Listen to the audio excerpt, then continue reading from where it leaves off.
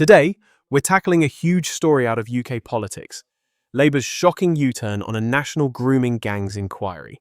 Keir Starmer and Rachel Reeves are under fire, and we're breaking it all down.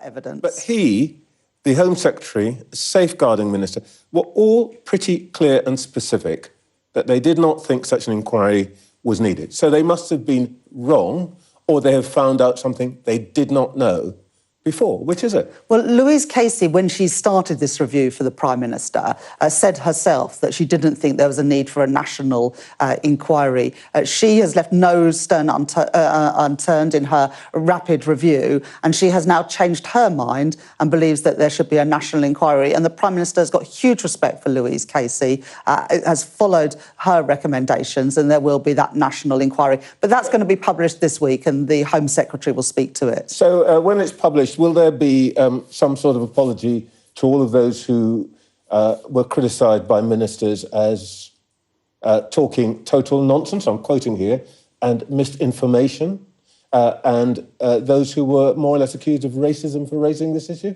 The most important thing is getting justice. Well, no, this is what I've asked you is the most important thing. Well, no, Trevor. For many people who were criticised in that way. Trevor, what is the most important thing here? Of course, it's the position of the victims. I understand that. It is the victims, and it's not people's hurt feelings about how they've been spoken about. The most important here is the victims of these evil crimes. But the reason it matters is because those people who raise this issue on behalf of victims who cannot often speak for themselves were accused by government ministers of, quote, total nonsense, misinformation and racism.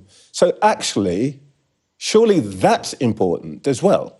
I think the most important thing is the victims themselves. And we have been busy as a government this last year implementing the 200 or so recommendations of the previous inquiry. Convictions are now at a record high. The Prime Minister, Keir Starmer, is always focused, whether it's on this or other issues, on what practical things can be done to make sure that justice is always delivered. For months, they resisted calls for a national inquiry into historic grooming gang scandals. Now, Prime Minister Keir Starmer has flipped the script, and Chancellor Rachel Reeves is defending the move, but not without some serious backlash.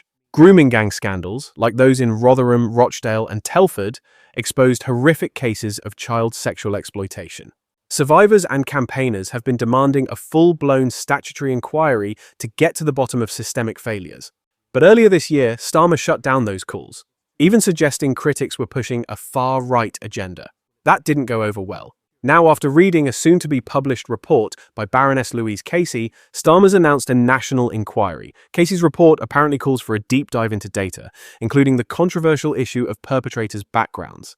Rachel Reeves is backing Starmer, insisting Labour's always put victims first, but she's refusing to say sorry for dismissing the inquiry earlier.